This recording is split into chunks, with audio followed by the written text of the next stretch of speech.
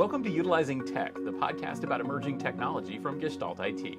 This season of Utilizing Tech focuses on Compute Express Link, or CXL, a new technology that promises to revolutionize enterprise computing. I'm your host, Stephen Foskett, organizer of Tech Field Day and publisher of Gestalt IT. Joining me today for this special mid-season retrospective episode are Craig Rodgers and Nathan Bennett, my co-hosts. Say hi, Craig. Hi, I'm Craig Rodgers. You find me on Twitter at CraigRodgersMS. Say hi, Nathan.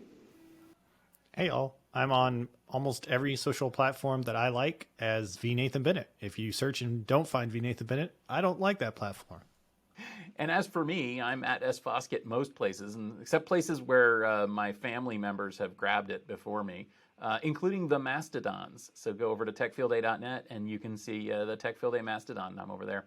I haven't used Twitter much recently, though, because I don't know. Moving on, let's talk about what's going on in CXL. So we kicked off this season with a speculative episode where we talked about what was going on, why we were doing this topic, why we moved from utilizing AI to utilizing tech, and why we thought that CXL would be the big topic. Because I think that it could be a little bit surprising for people. I think they might be like, okay, well, AI and ML, that's like a big industry. What is this CXL thing? Why is this important? And I think we've gotten to that over the season. But maybe why don't we start with that as our first sort of kickoff topic? Why is CXL important for us to talk about? Well, I think it's interesting that you bring up AI and ML and then put it in the same phrase as CXL, because in the way that it's disrupting the way that we perform our daily lives, CXL is disrupting the data center, right? Because at the end of the day, they keep using the term modularity and a modular data center. And whenever we think about, modularity, in our first episode, I used the idea of, when I build a PC, I always use a modular power supply, because that power supply, I want it to be able to utilize multiple different peripherals, but I don't want it to have spaghetti candy all over the place. And that's kind of the same thing that we want in the data center. We've got all this stuff that we need and all the stuff that we want, and we want to be able to expand the things that we need without having to buy additional weight or resources or heat and put that in the data center as well. And that's exactly where CXL is targeting and allowing, that sort of solution to fit within, whether it be an enterprise environment or maybe even a small and medium business. We might see it in multiple different areas, but that's where it is really exciting for me. I guess I'm excited more so around the future capabilities of CXL.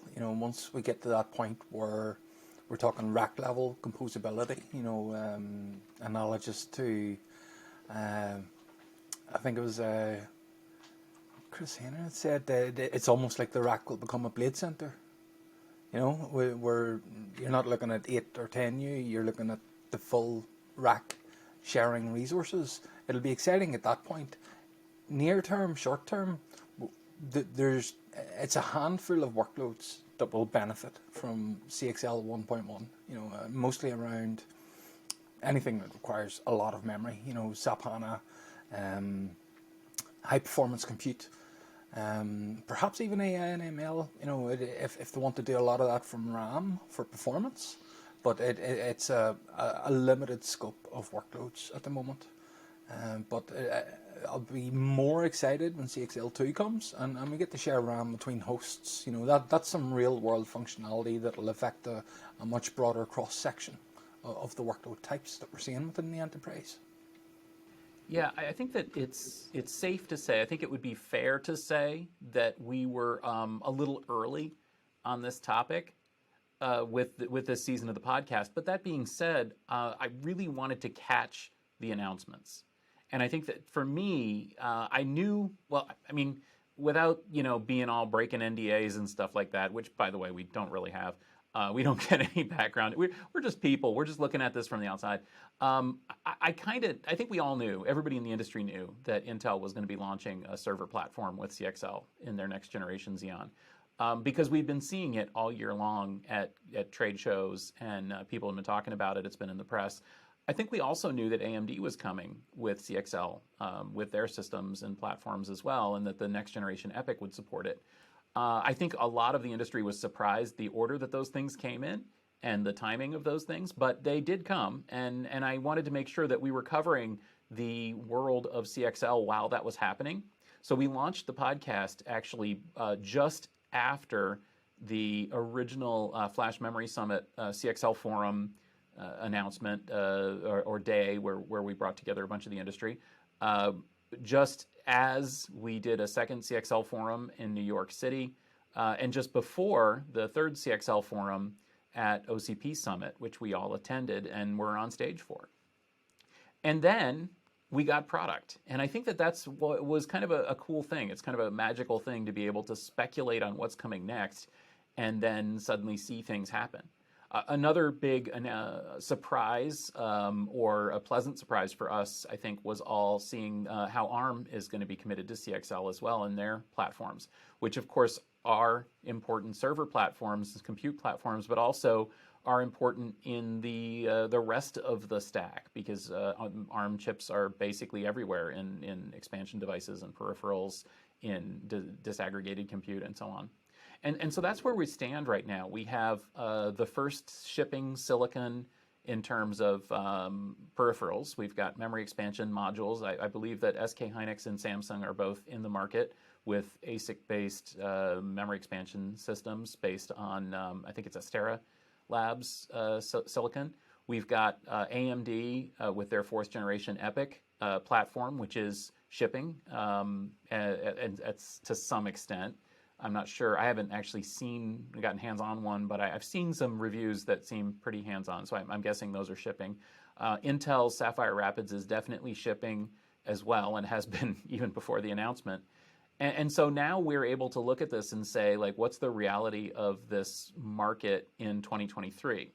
And so let's consider that. So who wants to jump in? I mean, who wants to summarize AMD and Intel? Craig? Yeah, the criticality of being able to provide a Raspberry Pi with an additional 2 terabyte of RAM cannot be overstated. It cannot be overstated. You know, the real world applications that could be put to, it just boggles the mind.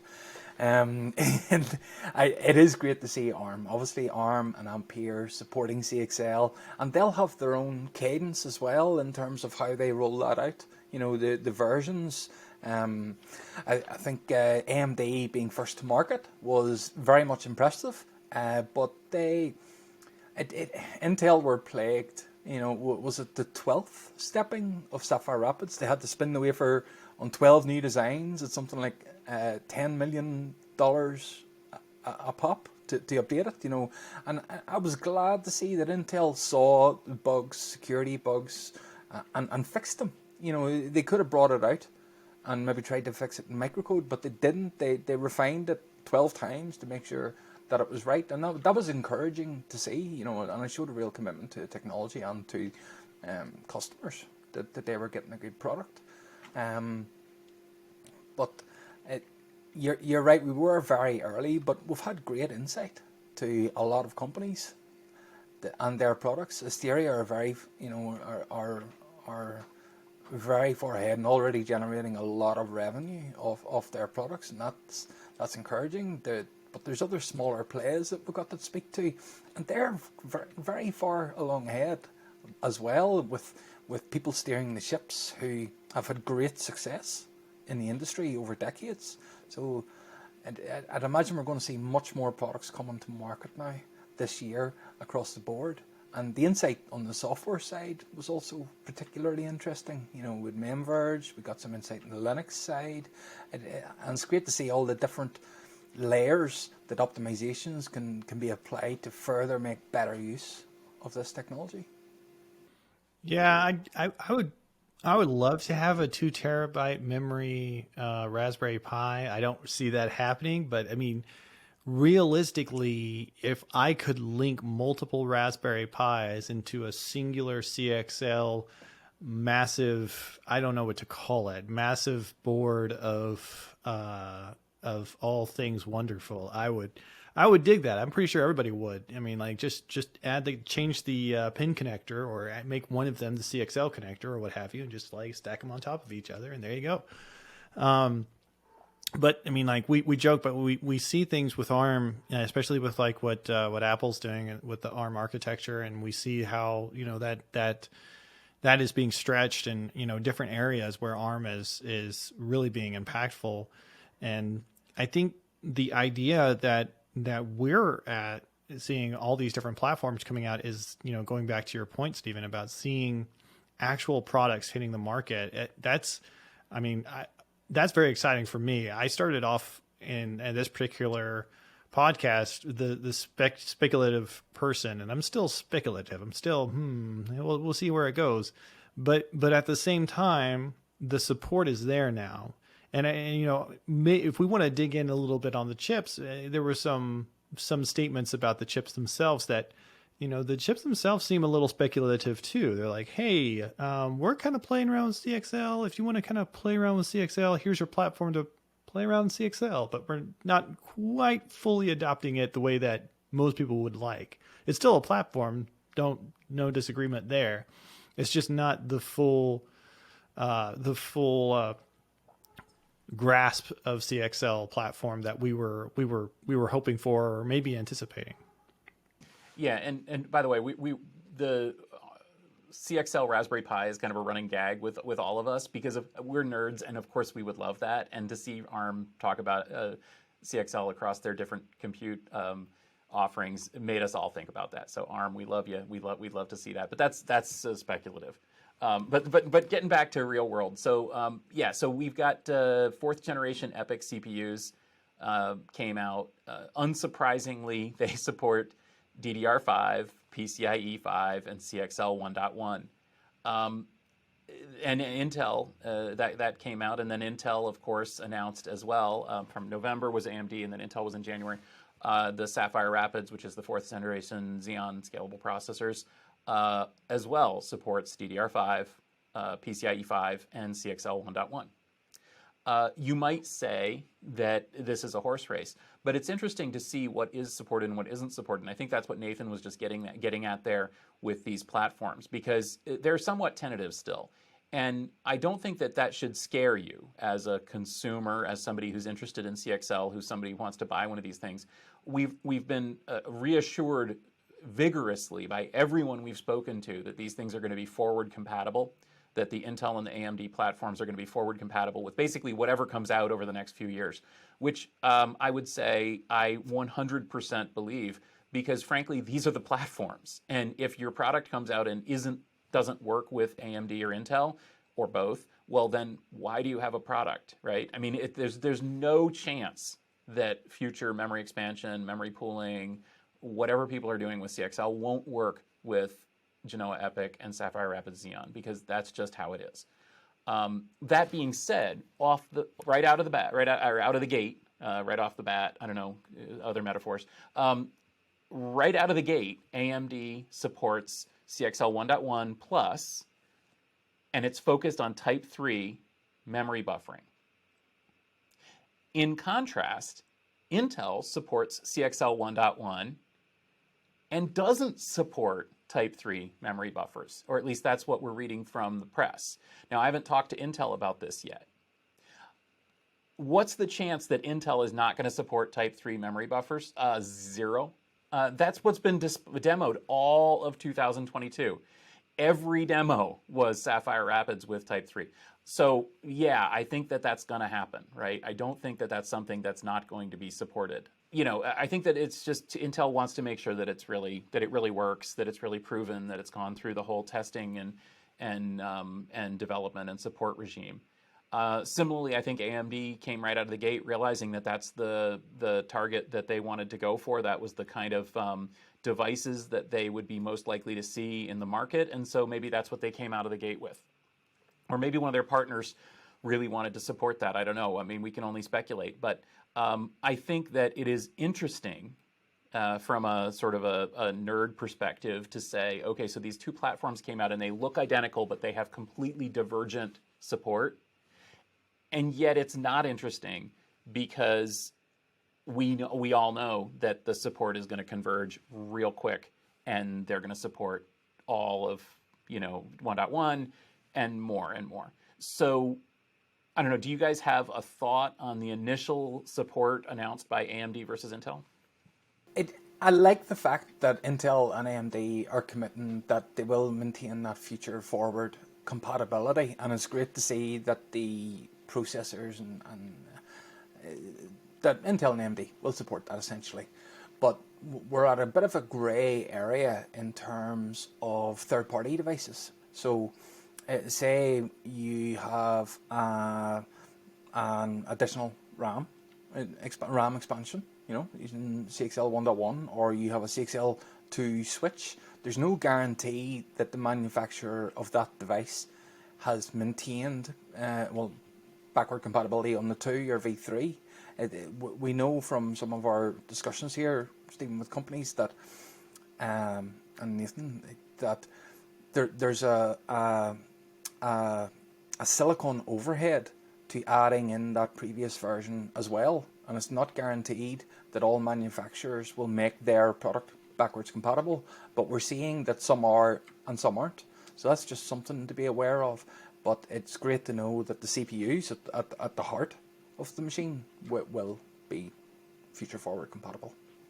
Yeah, so I kind of want to touch on something you said, Stephen, in terms of someone that is I'll say a friend, partner, or whatever you want to call it, with Intel, and someone who was a friend with AMD, wanted memory buffering or didn't want memory buffering one way or the other. If I took off my engineer hat and put on my business hat, I would be like, yeah, well, money makes the world go round. What do you expect?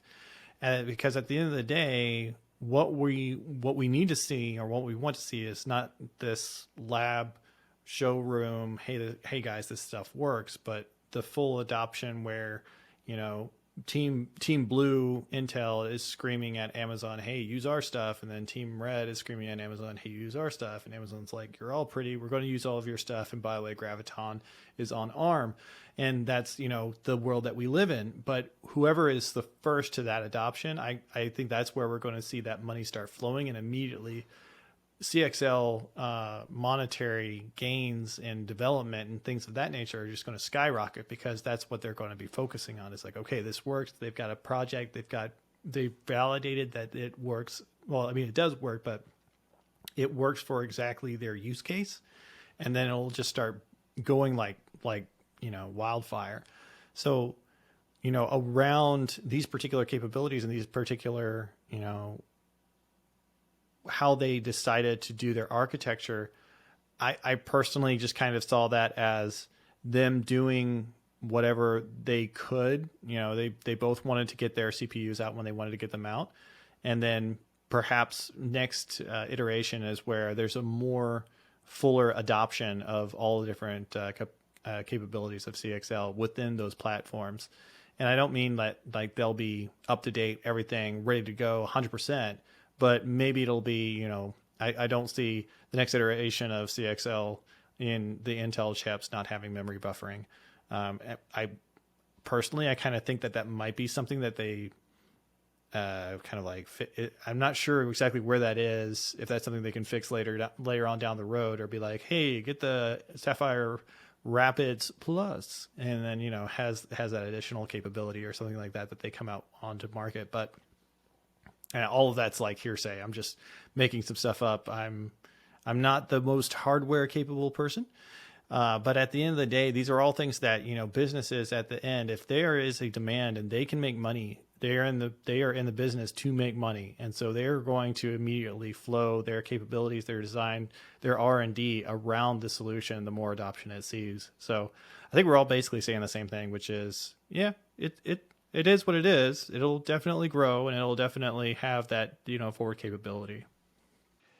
Another aspect that I wanted to bring up is, well, continuing around memory and so on, is in Sapphire Rapids. I know this is going to sound like real fine, minute technical stuff, but so Sapphire Rapids supports CXL on every PCI Express channel, whereas AMD only supports CXL devices on the P links, which is a subset of their PCIe links. But that being said, out of the gate, Intel only supports, it says, 4 CXL devices per socket, whereas AMD supports many more, 16 devices per socket, theoretically. Of course, that depends on how many PCIe links are in use and how many of those P-links are available and all sorts of strange esoteric things. I think what we can say is that both server platforms don't support unlimited amounts of CXL memory, unlimited numbers of CXL devices. Again, I suspect that some of this may be overcome later in firmware or software or qualification. Especially on the Intel side, I definitely suspect, if they support CXL on every PCIe lane, theoretically, I don't see why they couldn't support more than 4 devices in total. So I imagine that they'll probably qualify and support more. Another question that comes up, another kind of esoteric memory question that I'll bring up here. Out of the gate, the AMD EPYC doesn't support 2 DIMM per channel memory. AMD has 12 memory channels, Intel has 8 memory channels, I believe, if I'm reading this correctly, which means that theoretically AMD has more memory bandwidth but less memory capacity per server out of the gate, whereas Intel has more memory capacity but maybe less memory bandwidth, which might make you think that CXL memory would be more important to Intel because they could add more memory and more memory bandwidth that way, which again makes it a head scratcher that they don't support memory buffers and Type 3 devices. So that's another kind of interesting question. Another interesting question that occurred to me is that the Xeon Max is Intel's CPU that has high bandwidth memory, HBM on chip.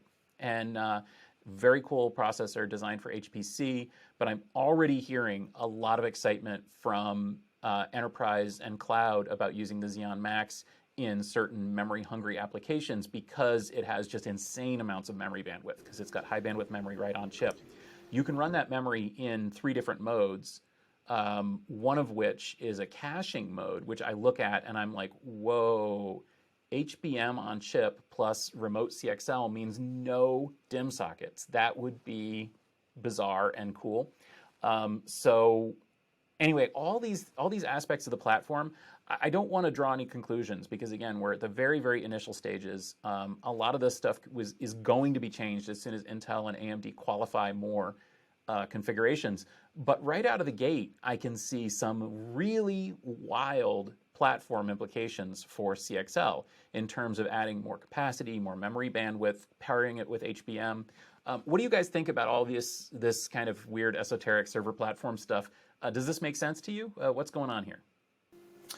I like the fact that I like the fact that we're going to be able to have really high bandwidth memory directly on the same silicon beside a CPU and potentially a GPU as well. It's gonna again. There's going to be specific workloads that will benefit from that very well.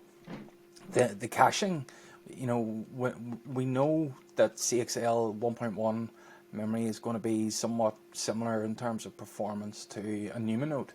So that caching could really accelerate and take away, as long as the hit rate is good, it could take away a lot of the impact of NUMA speed level access. And I think HBM is something around 200 gigabytes a second they're looking at in terms of throughput. It's a massive jump over DDR sockets or CXL. It's huge. So some applications will absolutely leverage that, but it's great that we have the options. The amount of SKUs now for Intel and AMD CPUs with chiplets and with varying combinations is just going to be, it's going to be unreal, insane. There's going to be so many products because there's going to be so many combinations whenever we get down to chiplet level designs. It'll be staggering. I mean, I agree with you, Craig. I mean, like the thing that I keep thinking about is the compute layer and the extension, all of these things, the modularity that we're talking about doesn't negate workloads that still require like, an SoC architecture where, the memory is right next to the CPU or, having DDR5 memory. Like if you need highly accessible, fast, memory, right now there's probably still going to be on the board. That's that's where we are now, but that maybe change down the line, right? But that doesn't mean that there isn't a capability or, an extension to, expand that. There might be workloads and applications that don't need that high performant solution, and it can utilize something that's a couple of microseconds late. Again, that's, the differentiation here, right? Is that we're not talking about a huge difference, but we're talking about a very minuscule difference. We're talking microseconds or nanoseconds, excuse me, between the two differences, right? And I don't really see a huge, difference between applications in that way, but in the same light that we see different applications being run for all myriads of different reasons. Some people will say, hey, no, we can't use that. We have to do X, Y, Z. And that's, just how organizations are run, because, Jim and the development team says he's got to have it. And so he's got to have it the way he wants it.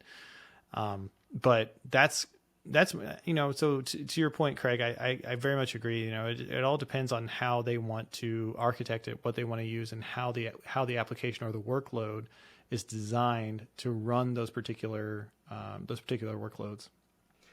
Another confounding factor for the Xeon platform, of course, is that Intel also announced the third generation Optane persistent memory modules with their Sapphire Rapids Xeons, which means that Intel has another tier of memory and another memory expansion capability.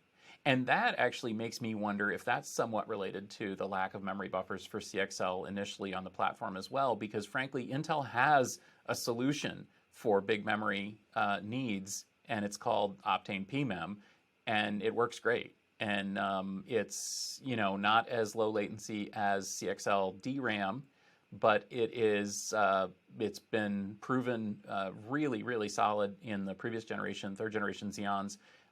It's here with a new generation for the fourth generation Xeons.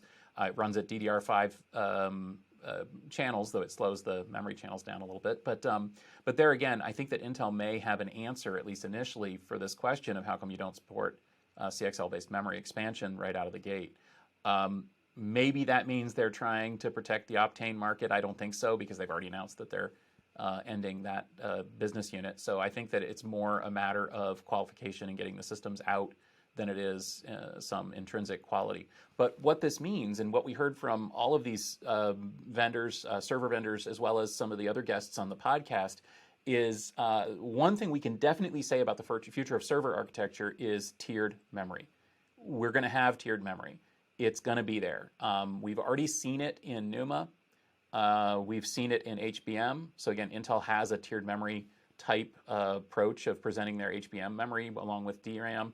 Intel has already supported it with Optane memory. AMD is supporting it with CXL attached memory. We heard from some of these companies that are developing memory expansion units that they're going to support things that aren't DDR5 as the expansion, which is a really interesting idea too. So maybe maybe you have DDR5 on the system memory channels and you have DDR4 or DDR3, I don't know, or some other kind of persistent memory, maybe Optane, maybe Flash, I don't know, maybe Samsung's got something in the works, or Solidigm, and you use that as another tier of memory. And again, to Craig's point about software, it all comes back to software support. And so we talked recently about transparent TPP in Linux. We've talked to VMware as well about supporting this, Microsoft as well about supporting this. And it seems that tiered memory is going to be everywhere. I think that that's going to be maybe one of the defining factors, or a new defining factor for server architecture in 2023 and beyond. Are you guys seeing this as well? Is tiered memory finally here? I think it's come back round to the old saying of you have to know your applications. When you were moving from on-prem to cloud, you had to know your applications. You still have to know your applications, even if you're in the cloud. With cloud pricing, perhaps even more so. So the use cases here are going to depend on people who know their applications. Going back to your software comments there, Stephen, that I heavily agree with. A developer's going to look and go, I could prefetch that data out of slow RAM, put it in HBM and then high bandwidth memory, and then it's really readily accessible when I need it. So, the tiered memory options, it's going to open up a world of application, options for people. You know, with tiering and storage, we would prefetch data from spinning disks up to SSDs. You know, and the assumption that we were going to need it faster later, we're going to see the same now with RAM. Yeah, I would say we've been living in tiered memory, and most people haven't even realized. Just because, you know, it's good to hear about VMware backing the CXL, because when I think about memory, and especially tiered memory, I think about reserved or non-reserved memory, which has existed on vSphere for who knows how long. And that just basically means that it has a virtual machine has dedicated memory available to it, rather than it being, you know, off gallivanting around in some other virtual machine. You know, that's the idea, right? You know, if we were talking about tiered memory and we talk about the workloads or the applications, at the end of the day, the application has performance requirements that it needs, and whichever way that you stipulate that memory is utilized in different ways, that's tiered memory, right? And so whether that's, you know, a virtual machine, or that's, you know, having persistent memory and non-persistent memory, which also exists, right? That's been out for a while. And these are the things that, you know, we've had. And I also think of like whatever allows, you know, the RDNA and FPGA, the connections between one location to the other to push data, to cache that data and push it. You know, this is another area where memory is being utilized. And those are, you know, going all the way back to where we started with this podcast, with artificial intelligence and machine learning. Like, this is where like HPC is really seeing a huge uptick in all of these different tierings, right? And that's, you know, at the end of the day, we live in this world where the data center has many different faces, and your data center may not, you know, look like the regular data center. And that's where CXL, wrapping it all the way back up, that's where CXL is very exciting, you know, because at the end of the day, you can have a platform to make the data center the way that you like to make your data center. It's like Dairy Queen and ice cream. I think, you know, on your comments on AI there, I think we're all pretty much happy to confirm that AI's here. If you disagree with me, I'll ask ChatGPT to write an article that'll maybe convince you otherwise. We know AI's here. We believe CXL is coming. It looks like it's coming, but we don't know. We don't know. It's a fairly safe assumption, but it's still an assumption at this stage. And Stephen, on a previous conversation I had with you, you mentioned that we don't know if it'll go version 2 or version 3. People might just stop at version 1.1 and go, that's all we need. We don't know. We simply don't know. Absolutely. And I think that this whole conversation, I have been very careful to limit today's conversation to what is really shipping and what the platforms, these current platforms, really do. So to the audience, everything we've talked about are things that are shipping and supported and qualified by AMD, by Intel, by Samsung, Hynix, Astera, etc. These are like, this is the reality. Well, maybe it's not quite shipping yet, but it's shipping soon. These are things that are real products that have really been announced. I am not, at least on this conversation, letting myself get drawn into the what does this mean for the future of architecture. We talked about that recently with our previous with the president of the CXL consortium, and we started dreaming about different form factors, pooling memory, rack scale architecture, all of that stuff. It's absolutely could happen in the future. Craig, you're totally right. CXL 1.1 Type 3 might be all that we need, and that might be the end of this conversation. Or that might be just the initial wave of products, and we'll see more and more and more products. We don't know. So I don't want to get into another round of speculation here, but I do, at least not on this episode. We'll do that next time. But I do want to say that we've gone in the short span of season 4 of Utilizing Tech. We've gone from wouldn't it be cool? What does this stuff do? Where is it going to go in the future? To you can go buy one, and pretty much, and it'll pretty much work. By the time you listen to this episode, you can probably buy an Intel server with CXL memory expansion and plug it in and have it work, and that's pretty awesome. And so, you know, that's kind of where we're at here in the middle of the season.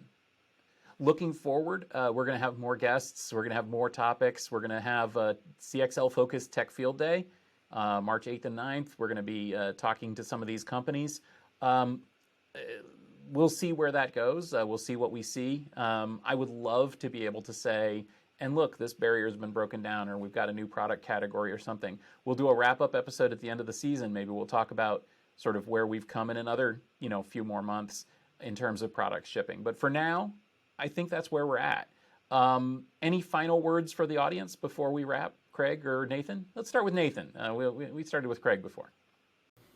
I don't have any in-depth ideas. I think, the idea of where we are just since we began, I was the most skeptical, and I'm still skeptical, but I'm skeptical with a caveat of it's a greater possibility than I thought. And I think that says a lot right there, from where we were, and I was sitting here thinking, yeah, maybe, it's a pie in the sky, but we'll see. Well, now we've seen platforms, we've seen showroom presentations, and we've seen the platforms actually, Intel and AMD and ARM are supporting it with the two platforms already out. You could say it's here, but it's here with some R&D still to go, and so I'm excited to see where the future is going to take us. I've always been optimistic to an extent. I'm a realist at heart, but I've been optimistic around CXL due to the sheer level of commitments in consortium members. If we look at some of the evidence, we've seen new companies formed, we've seen serious VC investment, we've seen some of those already being acquired by much, much, much larger entities. So I think there's a belief that CXL will succeed, and there certainly appears to be a building of traction within the IT world that we are going this way. We just need to see if it continues to gain momentum or hold it. Yeah, absolutely. I mean, the idea that we could have a consortium that includes like pretty much every member of the compute industry, and that we can have shipping products that quickly.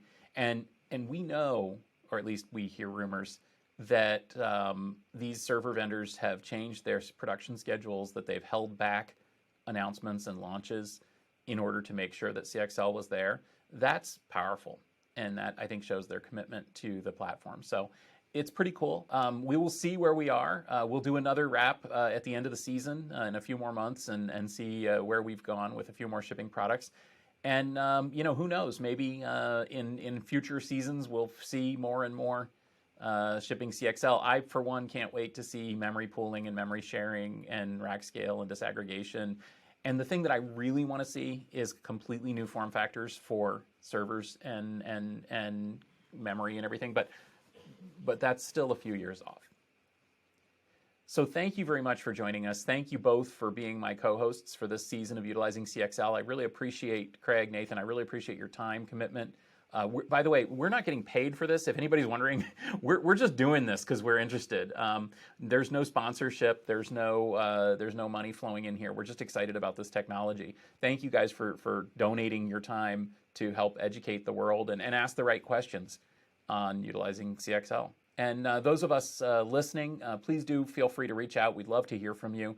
Just go to utilizingtech.com and send us a message. We would love to hear. Thanks for subscribing. This is part of the Utilizing Tech podcast series. If you enjoyed this discussion, please do subscribe. We're in every podcast application. We're also on YouTube. And give us a rating, give us a review, give us a comment. We would love to hear from you.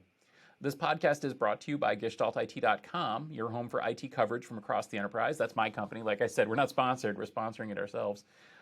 For show notes and more episodes, go to utilizingtech.com or find us on Twitter or Mastodon at Utilizing Tech. Thanks for listening, and we'll see you next time.